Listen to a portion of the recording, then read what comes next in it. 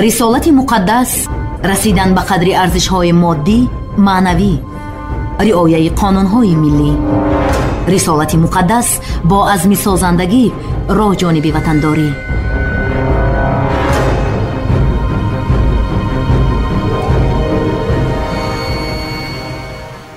ассалому алайкум сомеони азиз, шунавандагони радиои Тоҷикистон.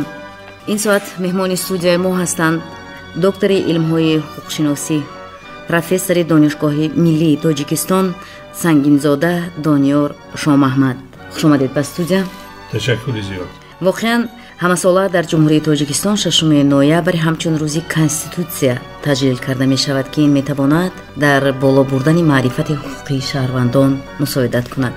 ва имрӯз конститутсия ҳамчун ҳуҷҷати сарнавиштсоз эътироф гардидаву тамоми муносибатҳои ҷамъиятиро таъмин мекунад. ҳамзамон дар сатҳи муносиботи байналмилалӣ ҳам мавқеи калидӣ дорад.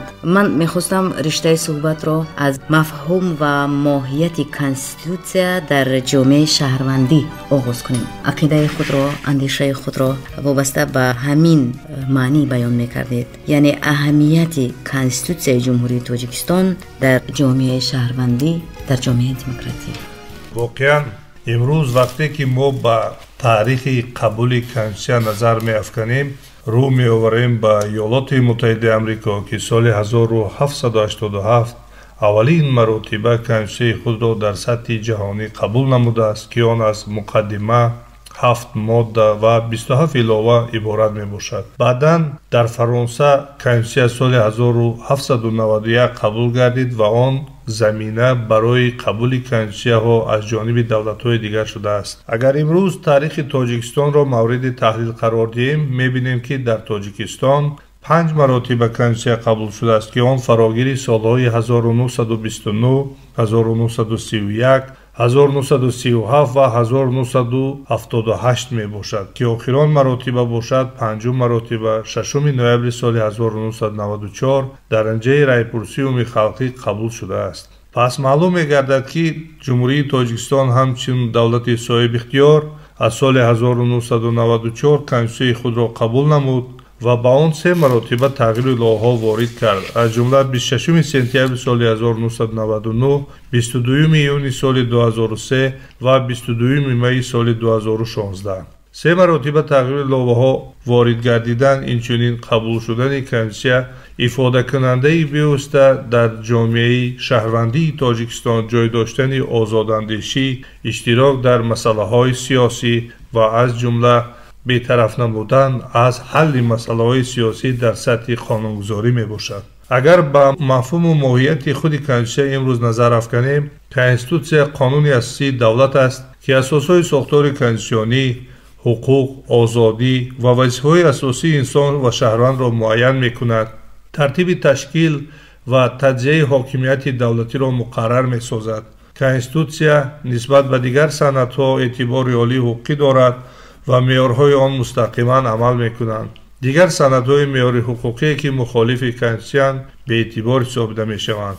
бояд таъкид намуд, ки конститутсия ва қонунҳои ҷумҳурии Тоҷикистон барои таъмини ҳуқуқу озодии инсон ва шаҳрванд, барои пешрафти ҷомеа, барои мусоидат намудан ҷиҳати пешбурди масъалаҳои иқтисодию иҷтимоӣ, сиёсӣ ва фарҳангӣ қабул шудааст.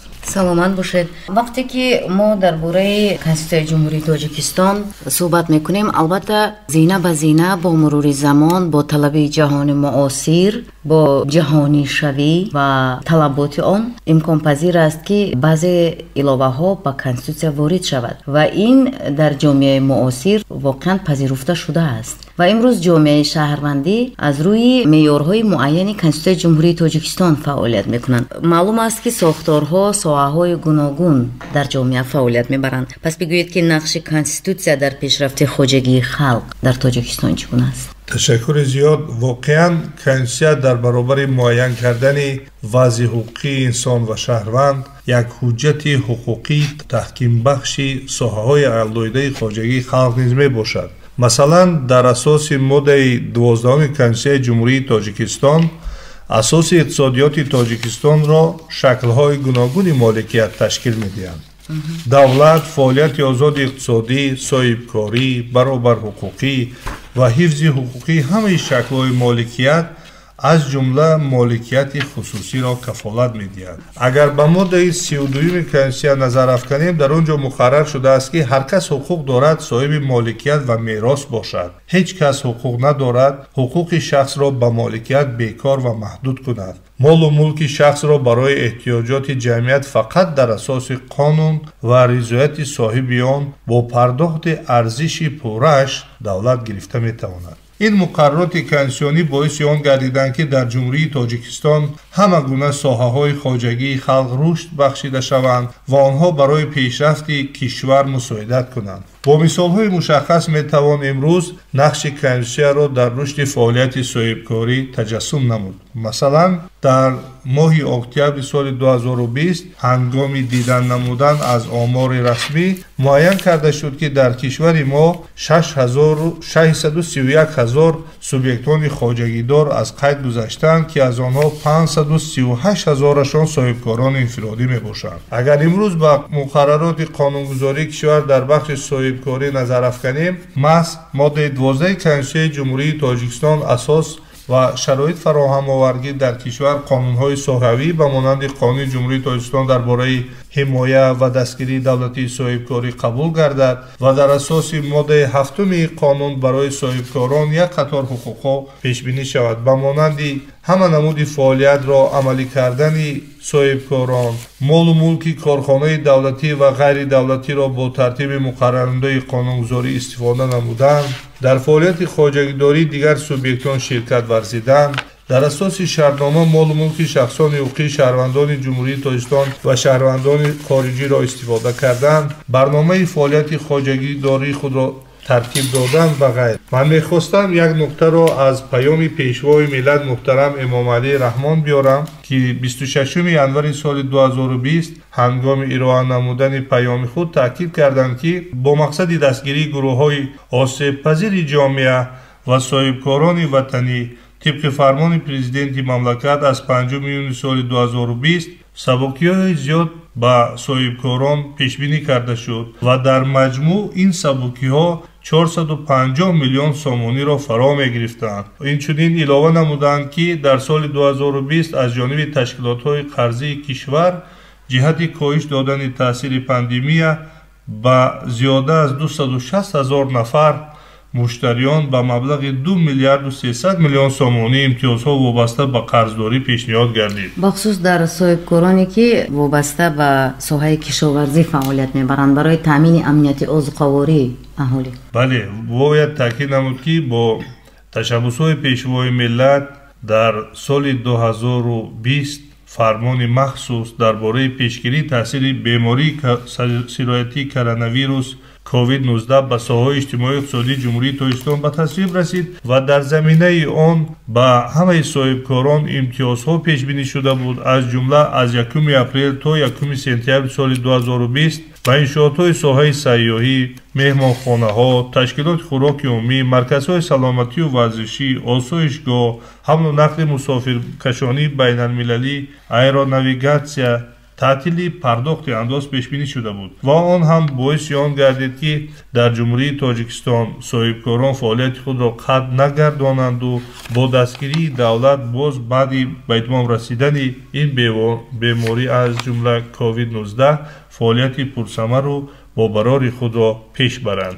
яъне ҳамаи ин барномаҳо албатта асоси ҳуқуқӣ доранд ва дар Конститутсияи ҷумҳурии Тоҷикистон ҳам вобаста ба рушди соҳаи соҳибкорӣ ва иқтисоди миллӣ албатта моддаҳои мушаххас муайянанд. фикри шумо вобаста ба амалӣ намудани стратегияи сармоягузории ҷумҳурии Тоҷикистон барои то давраи соли 2030 ва ҳамчунин вобаста ба барномаи давлатии дастгирии соҳибкорӣ дар ҷумҳурии Тоҷикистон барои солҳои 2021-2025. ташаккури зиёд. воқеан имрӯз ҳар як санаде ки қабул мегардад онҳо бевосита сарчашма мегиранд аз Конститутсияи ҷумҳурии Тоҷикистон. чуноне ки пештар таъкид намудем, моддаи 12 Конститутсияи ҷумҳурии Тоҷикистон давлатро ӯҳдадор менамояд ҷиҳати фароҳам овардани шароит барои соҳибкорон чораҳои дахлдор андешад ва яке аз ин чораҳо қабул намудани барномаҳои стратегияҳои мушаххас мебошад ва воқеан чуноне ки шумо таъкид намудед, ман мехоҳам вобаста ба дастовардҳои соли 2020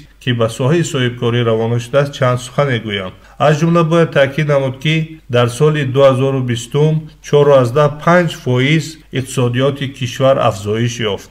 ҳаҷми маҷмӯи маҳсулоти дохилӣ ба 82.5 миллиард сомонӣ баробар гардиданд. хусусан истеҳсолоти маҳсулоти озуқа ба соли 2019 тафовут бо соли 2019 28.3% афзоиш ёфт ки ба беҳтар таъмин гардидани бозори дохилӣ ба маҳсулоти истеҳсолоти ватанӣ мусоидат кард.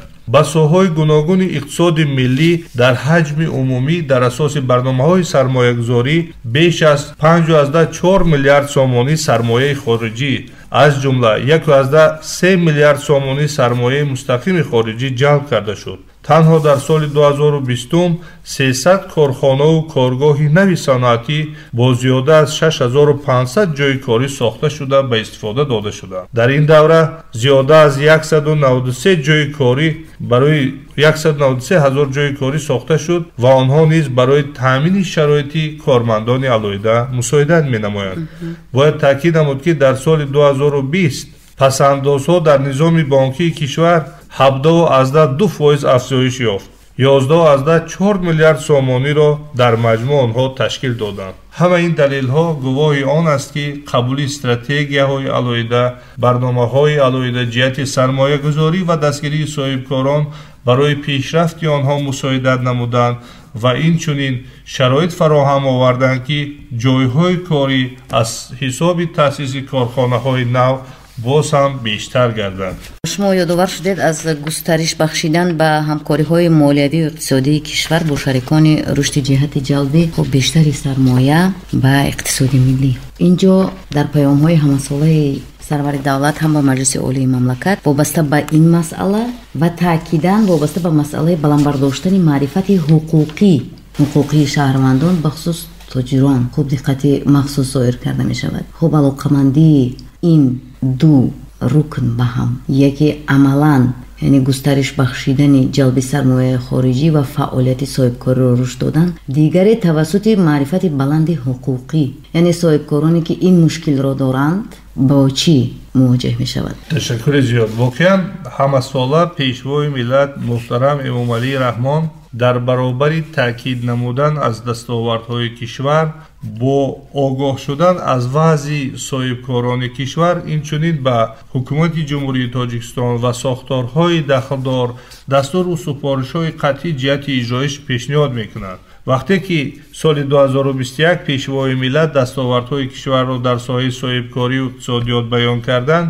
инчунин камбудиҳое ки дар ин бахш ҷой дорад ба ҳукумати кишвар ба сокинони кишвар пешниҳод намуданд. аз ҷумла таъкид намуданд ки беҳтар гардонидани фазои сармоягузорию соҳибкорӣ ва ҷалби сармояи мустақим барои таъмин намудани рушди устувори иқтисоди миллӣ яке аз самтҳои афзалиятноки сиёсати иқтисодии мо ба ҳисоб меравад. бинобар ин роҳбарони кумитаи давлатии сармоягузорӣ ва идораи амволи давлатӣ, дигар вазорату идораҳо, раисони вилоятҳо ва шаҳру ноҳияҳо вазифа доранд ки фаъолияти худро оид ба ҷалби сармояи мустақим, боз ҳам беҳтар гардонидани фазои сармоягузорӣ ва рушди соҳибкорӣ, бахусус ҷиҳати ҷорӣ кардани расмиёти электронӣ, баррасӣ ва пешниҳоди иҷозатномаҳо, ҳуҷҷатҳои иҷозатномадиҳӣ ва сертификатҳо барои фаъолияти соҳибкорӣ дар ин раванд бартараф намудани омилҳои субъективиро густариш диҳанд. ба мақомоти зикршуда супориш дода шуд ки мин баъд ба расмиятдарории фаъолияти сармоягузориро тавассути пурра ҷорӣ намудани низоми электронию рақамӣ амалӣ созанд ва фаъолияти марказҳои хизматрасониро ба соҳибкорону сармоягузорон дар шаҳру ноҳияи кишвар баромонанд. инчунин бояд илова намуд ки бо мақсади фароҳам овардани шароити мусоид барои ҷалби сармояи шаҳрвандон ба иқтисоди миллӣ пешниҳод карда шуд ки соли ҷорӣ яъне соли 2021 дар ҷумҳурии Тоҷикистон бинобар қонунгардонии маблағҳо ва дигар дороиҳо афв гузаронда шавад با حکومت مملکت سپارش داده شد که وابسته به تطبیق پیشنهاد مذکور سند دخلدار قبول نماید و واقعا ما امروز شاهد آن هستیم که در جمهوری تاجیکستان قانون درباره خانگردانی مبلغ‌ها و درآمدها قبول شد و آن 12 ماه عمل میکند. هر یک شهروند جمهوری تاجیکستان مخصوصا صاحبکاران حق دارند که توسط معیار قانونی مذکور تمام دارایی‌های خود را به کشور برگردانند. در برابر آن انشاءات و بنایهایی که در کشور ساختند آن را به طور قانونی شهادتنامه گرفته به رسمیت درآورند. یعنی امروز از جانب کشور، از جانب پیشوای ملت جهت رشد ساحه‌های علیحده خواجگی خلق، جهت پیشبرد فعالیت صاحبکاری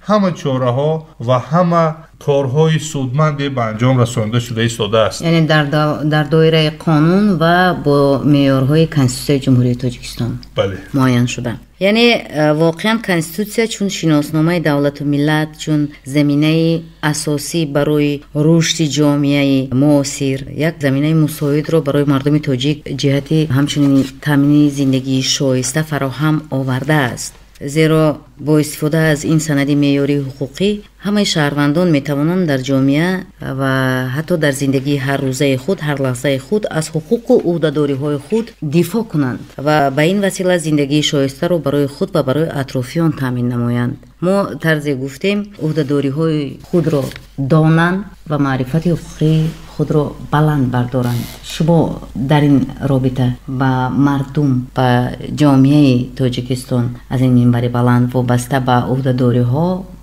مطابق معیارهای کنستیتوسیونی چی میگفتید؟ تشکر زیاد. واقعا اگر امروز ما به معیارهای کنستیتوسیون جمهوری تاجیکستان نظر افکنیم میبینیم که بیشتر معیارها به حقوقهای انسان روانه شدن. از جمله در ماده 35 حقوق انسان به مهنت، در ماده 37 حقوق انسان به استراحت، در ماده 38 حقوق انسان به حفظ سلامتی، در ماده 39 حقوق انسان به تامینات اجتماعی، در ماده 40 حقوق انسان از استفاده برای فرهنگ، حیات فرهنگی، آزادی فرهنگی، در ماده 41 حقوق انسان به تحصیل پیش بینی شده است.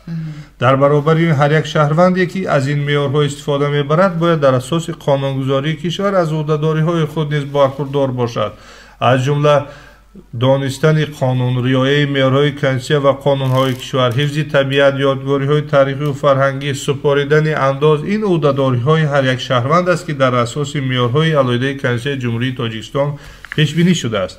من می‌خواهم بعضی از عهده‌داری‌های شهروندان را که در سطح کنستیتوسیونی همچون حقوق پیش بینی شده است و در سطح قانون‌های ساحوی همچون عهده‌داری نیز جای دارد مورد تحلیل قرار دهم. مثلا موافق ماده 35 کنستیتوسیون جمهوری تاجیکستان هر کس به مهنت، انتخاب و کسب و کار، حفظ مهنت، حمایت اجتماعی هنگام بیکاری حقوق دارد. مزد کار از حد اقل مزد مهنت نباید کم باشد. در مناسبت‌های مهنتی همه گونه محدودیت منع است. برای اجرای کاری اخیر مزد برابر داده می شود. اما در برابر این باید تاکید نمود که در اساس کدکس مهنتی جمهوری تاجیکستان عهده‌داری‌های مشخص به کارمندان پیش بینی شده است. مثلا هر یک کارمند عهده‌دار است سری وقت به کار حاضر شود، رجه کاری را رعایت کند، در وقت کاری از استراحت استفاده نبرد، هنگام نآمدن به جای کار نسبت یا مجازات‌های انتظامی به مانند سرزنش، تنبیه خطی یا از کار آزاد کردن تطبیق کرده می شود. یا در برابر این امروز ما میگوییم که هر یک شهروند حقوق به استراحت دارد، اما باید تاکید نمود که حقوق به استراحت در دایره هفته کار استراحت، روزی استراحت یا که رخصتی هر ساله پرداخت شونده، روزهای هر هفتگی استراحت پیش بینی شده است. یعنی هر کسی که امروز میگوید من حقوق به استراحت دارم باید داند که دایره استراحت با قانونگذاری پیش بینی شده است. مثلا یک نفر در دوام یک روز اگر وابسته به هفته کاری باشد، هفته 5 روزه کاری 8 ساعت وقتی کاری دارد، هفته 6 روزه کاری باشد 7 ساعت وقتی کاری دارد، باید این وقتی کاری را در جای کار گذراند و من بعد از حقوق به استراحت خود استفاده کند. یعنی این را باز معیارهای کدکس مهنت جمهوری تاجیکستان معین کرده است. از این برمیاد که هر یک شهروندی که امروز در اساس کنستیتوسیون از حقوق خود برخوردار است دانسته باشد که این حقوق در چارچوبه معین جایگیر است که هنگام ویران کردن منفیت‌های دولت، جمعیت یا شخص دیگر، حقوق‌های شخص دیگر آن محدود کرده می شود و باعث تطبیق نمودن جوابگری گرجدنی، انتظامی، ماموری یا جنایتی می گردد. و امروز قانونگذاری جمهوری تاجیکستان یعنی طلبات معیارهای معین را جاری کرده است، البته در زمینه کنستیتوسیون جمهوری تاجیکستان همینطور هست و این معیارها هر کدام برای خود خوب سمتی معین دارند و این سمت ها را البته کودکس های مشخص معین میکنند. همینطور هست. خوب ما داریم کودکسی گرجدانی، کودکسی جنایی، کودکسی انداز، کودکسی زمین، کودکسی آب، کودکسی مهنت، کودکسی اویلا و هاکذا. اکنون مطابق همین معیارها و طلباتها هر شهروند جمهوری تاجیکستان برمیگردیم باز به سر همون مسئله باید حقوق خود را بشناسد و زندگی شایسته خود را مطابق قانون معین کند، تأمین نماید. یعنی اگر خواهی آزاد باشی معیارهای قانون را باید رعایت کنی. آنهایی که فرض کردیم شکایت این ساختارها میکنند یعنی حقوقهای خود را مکمل نمیشناسند، عهده‌داری‌های خود را درست به جا نمیآورند یا نه؟ بله. من میتوانم بگویم که این مسئله هست. بله، واقعا در جامعه امروز یکی از مسائل‌های روزمره یا که مسئله که داغ روز اعتراف کرده می شود آن می باشد که بعضی شهروندان با دلیل آن که در کنسه کشور حقوقهای آنها پیش بینی شده است از عهده‌داری‌های خود فراموش میکنند. ما که آموزگاری دانشگاه هستیم بعضی مسئله ها رو میتونیم مورد بررسی وابسته به تعلیم قرار دهیم. ببینید در مورد 41 کنسه جمهوری تاجیکستان مقرر می شود که هر شخص حقوق تحصیل دارد. تعلیم عمومی اصلی حتمی است. دولت تعلیم عمومی اصلی حتمی رایگان را در مؤسسه تعلیمی دولتی کفالت می‌دهد. شخص در دایره مقرر نموده قانون در مؤسسه تعلیمی دولتی میتواند به طور رایگان تعلیم میانه عمومی، ابتدایی کسبی، میانه کسبی و عالی کسبی گیرد.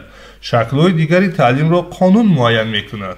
اگر در ساحه معارف امروز ما تحلیل کنیم قانون جمهوری تاجیکستان درباره معارف جای دارد، قانون جمهوری تاجیکستان درباره تحصیلات عالی کسبی جای دارد، قانون جمهوری تاجیکستان درباره تحصیلات کسبی میانه جای دارد و دیگر سندهای معیاری حقوقی جای دارند که آنها این حقوق کنسیونی انسان را رشد میبخشند. اما در برابر این باید تاکید نمود که هر کسی حقوق به تحصیل دارد او در برابر این عهده‌داری‌های معین را دارد. مثلا موافق قانون جمهوری تاجیکستان درباره مسئولیت پدر و مادر در تعلیم و تربیت فرزند، هر پدر و مادر عهده‌دار است که از استفاده برای تلفن موبیلی، رفتن به واسطه نقلیات به مؤسسه‌های تعلیمی، گذاشتن جواهرات زیاد در گوش و گردن با دختران، استفاده بردن از اینترنت و وارد شدن به شبکه‌هایی که به ارزش‌های ملی دخالت می‌کنند، به قانونگذاری کشور منع شدن، راه ندادن آنها عهده‌داری‌هایی است که نسبت والدین تطبیق می‌شود. در خود دانشگاه باشد امروز نفری که توسط واسطه نقلیات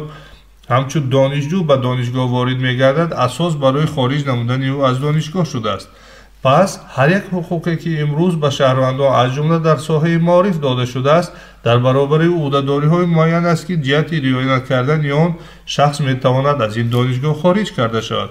مثلا امروز حقوق به تحصیل جای دارد اما قاعده‌های مشخص در نظام تحصیلات کردیتی جای دارد که شخصی که به سبب بیش از 48 ساعت در درس‌ها حاضر نمی‌شود او باعث خارج شدن از دانشگاه می‌گردد یا اینکه در حالت ظاهر نمودن بی‌احترامی نسبت آموزگار دستگیر می‌یابد، نسبت مجازاتی تا خارج نمودن از دانشگاه تطبیق کرده می‌شود.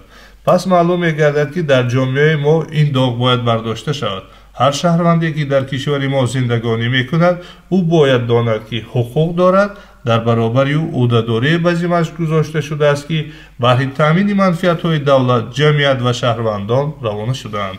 یعنی هر شهروندی که حجت‌های خودش، حجت‌های خانواده‌اش، حجت‌های منزلش، حجت‌های نقلیاتش، حجت‌های جای کار یا تحصیلش اگر درست است هیچ وقت به مانعت دچار نمی‌شود و هیچ وقت مشکلات برای او پیش نمی آید، بخصوص برای صاحبکاران هم. بله، اوید به این مسئله باید تاکید نمود که واقعا امروز در کنسه جمهوری تاجیکستان ماده 12 پیشبرد فعالیت صاحبکاری را کفالت داده است. аммо дар асоси қонуни ҷумҳурии тоҷикистон дар бораи ба қайдгирии давлатии шахсони ҳуқуқӣ ва соҳибкорони инфиродӣ ҳар нафаре мехоҳад ба таври қонунӣ ба фаъолияти соҳибкорӣ машғул шавад, ӯ бояд аз қайди мақомоти андоз гузарад ва дорандаи шаҳодатномаи ба қайдгирӣ бошад. ҳар нафаре ки бидуни ба қайдгирӣ ё ин ки баъзе намуди фаъолиятҳое ҳаст ки дар асоси қонуни ҷумҳурии тоҷикистон дар бораи иҷозатномадиҳӣ ба баъзе намудҳои фаъолият бидуни доштани иҷозатнома беуста шахс фаъолияташ ғайриқонунӣ эътироф мешавад. агар ин меъёрҳо риоя нагарданд, нисбати шахсе ки бе ба қайдгирии давлатӣ ва бе иҷозатнома ба фаъолияти соҳибкорӣ машғул шудааст, ҷавобгарии маъмурӣ ва дар баъзе ҳолатҳо ҷавобгарии ҷиноятӣ барои соҳибкории ғайриқонунӣ татбиқ мешавад. пас ҳар нафаре аз ҳуқуқи худ истифода мебарад, ӯ бояд расмиёти муайянро риоя кунад. масалан, нафаре мехоҳад ки ба хизматрасонии воситаи нақлиёт аз ҷумла таксӣ машғул шавад. вай бояд дорандаи шаҳодатномаи ронандагӣ бошад, иҷозатнома бошад, патент бошад. пас метавонад бехатар фаъолияти худро дар асоси меъёрҳои қонунгузорӣ баромонад ва минбаъд ҳангоми поймол шудани ҳуқуқҳояш ҳамчун соҳибкор муроҷиат кунад ва талаби ҳифзи ҳуқуқҳои худро кунад. бале, ҳуқуқи мо дар баробари ӯҳдадориҳои мо дар мизон баробар аст. мувофиқи меъёрҳои конститутсияи ҷумҳурии тоҷикистон мо бояд аз ин меъёрҳо мувофиқи ӯҳдадориҳоямон, мувофиқи ҳуқуқҳоямон истифода барем. воқеан ман дар ин ҷо як чизро мехоҳам таъкид намоям ки вақте ки аз ман мепурсанд ки байни ҳуқуқ ва ӯҳдадорӣ чӣ гуна фарқият аст, ман мегӯям монанди тарозуест, мизонест ки дар як тараф ҳуқуқ ва дар тарафи дигар ӯҳдадорӣ меистад. агар яке зиёдтар шавад, пас низом ё ки мизон вайрон мешавад. яъне мо ҳамдигарро дуруст дарк кардем ва суҳбати ҳамдигарро пурра муфассал хоҳем кард. изҳори сипос. ҳоло лаҳзаи тафреҳ. барои шунавандагон ёдрас мешавам ки шумо суҳбати моро мешунавед бо сангинзода Дониёр Шоҳмаҳмад, доктори илмҳои ҳуқуқшиносӣ, профессори Донишгоҳи миллии Тоҷикистон.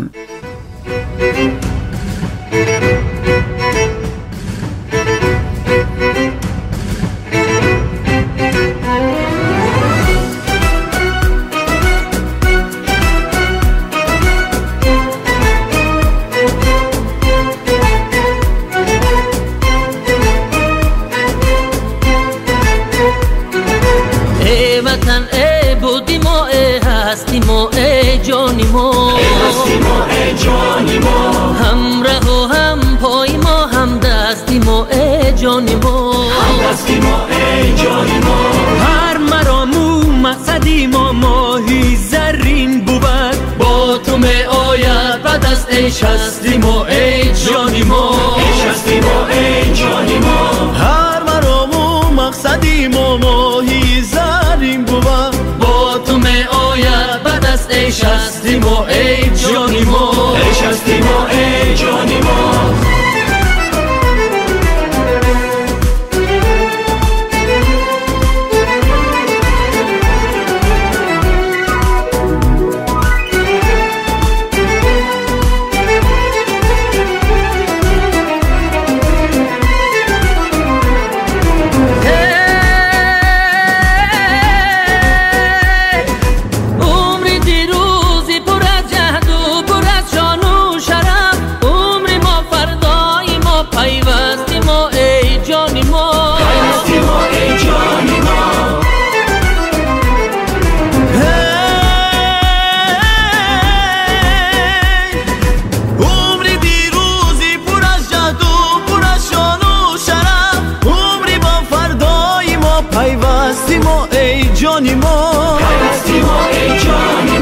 مردمت هوشیار روز و شب به حسی وقتی تو از می سرشاری وحدت مستیم و ای جانی ما مردمت هوشیار روز و شب به مثلی وقتی تو از می سرشاری وحدت مستیم و ای جانی ما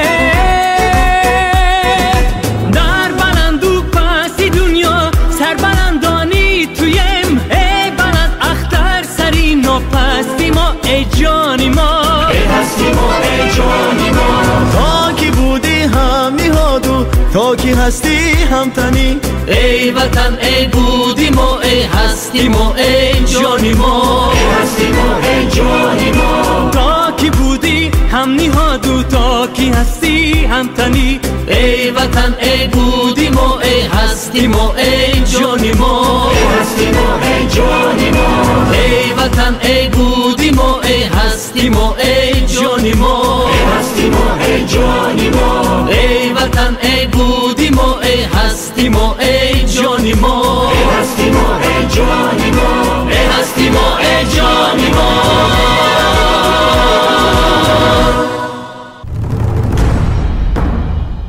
رسالت مقدس فراگیر مسائل فرهنگی خودشناسی، زیرکی سیاسی و اصالت ملی.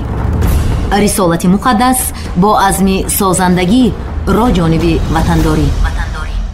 شما ادامه صحبت ما رو بشنوید با سنگینزاده دانیار شاه محمد، پروفسور دانشگاه ملی تاجیکستان، دکتر علم‌های حقوق. ما در اطراف ماهیت کنستیتوسیا در جامعه شهروندی بخصوص جامعه دموکراتی و اهمیت کنستیتوسیا در رشد بخصوص خواجگی خلق، ساحه‌های گوناگون خواجگی خلق یک صحبت مفصل آراستیم و حالا من میخواستم شما وابسته به اهمیت اجلاسی تقدیرساز در رشد قانونگذاری جمهوری تاجیکستان اظهار نظر میکردید.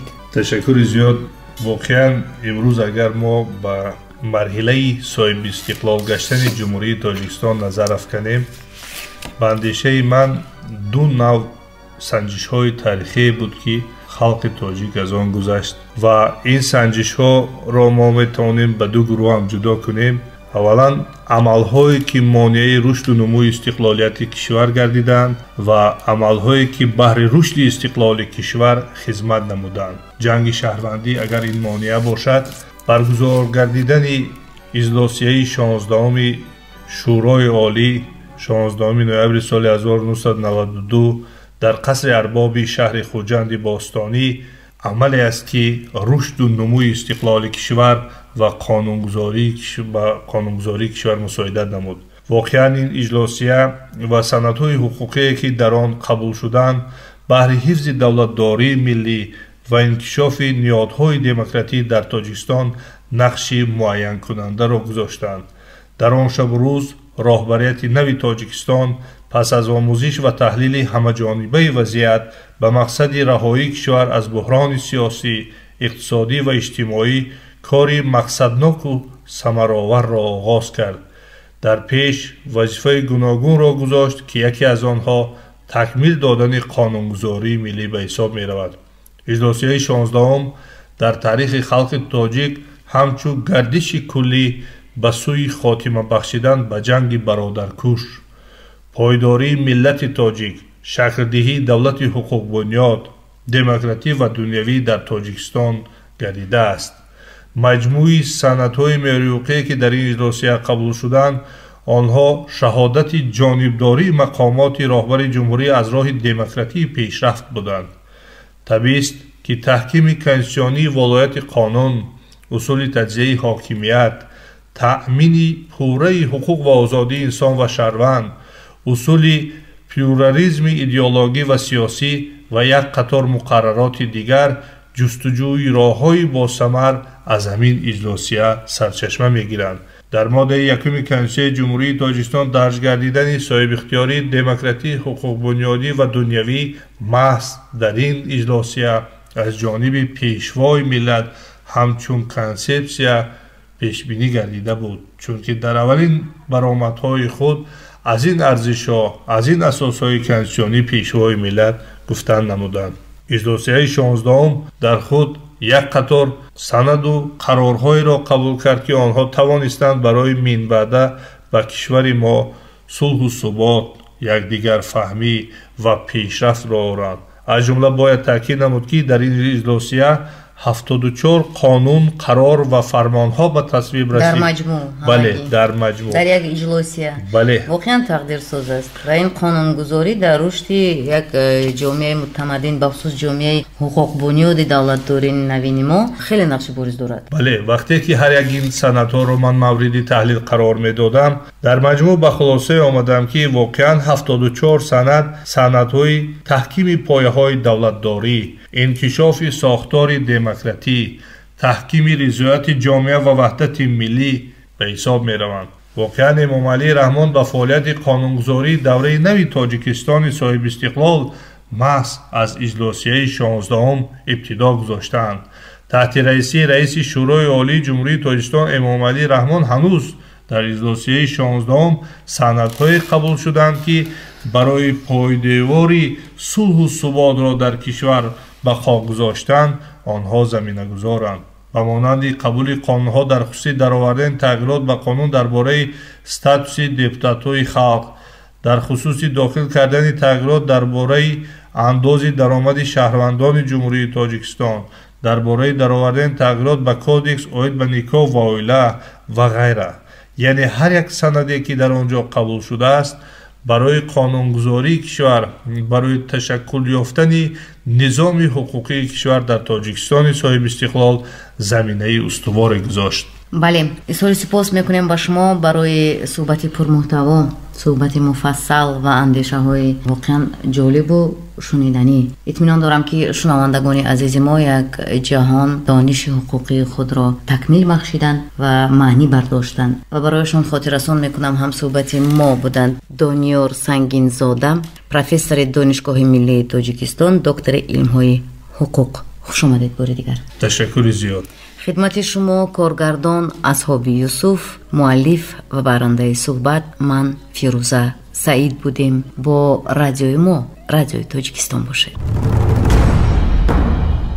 رسالت مقدس فراگیر مسائل فرهنگی خودشناسی، زیرکی سیاسی و اصالت ملی. رسالت مقدس با عزم سازندگی را جانب وطنداری.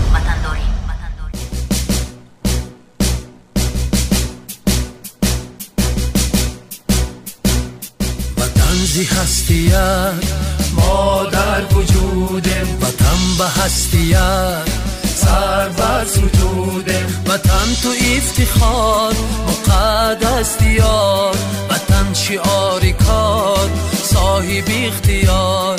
وطن تو افتخار مقدس دیار، وطن شعار کار صاحب اختیار.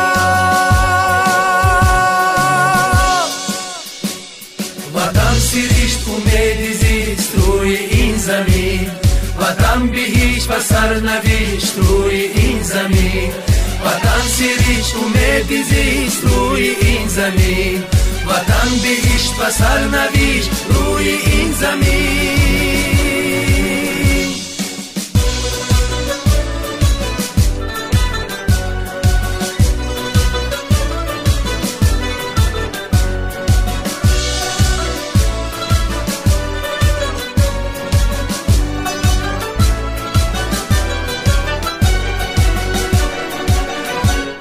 وطن تو عشق پاک، عشق جاودان، وطن تو جای خاک، منزل و مکان. وطن سرای خوش، بحر زندگی، وطن تو عقل و هوش، بحر زندگی. وطن سرشت امید زیست روی این زمین، وطن به هیچ و سرنوشت روی این زمین. وطن سرشت امید زیست روی این زمین، وطن به هیچ و سرنوشت روی این زمین.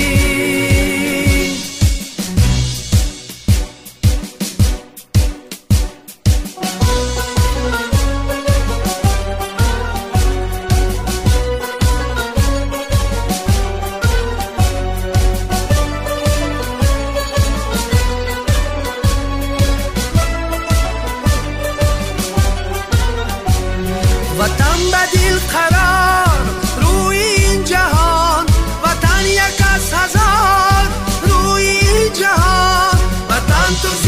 باش باش و بی خزان وطن تو زنده باش بیرقی زمان وطن سرشت امید زیست روی این زمین وطن به هیچ و سرنوشت روی این زمین وطن سرشت امید زیست روی این زمین وطن به هیچ و سرنوشت روی این زمین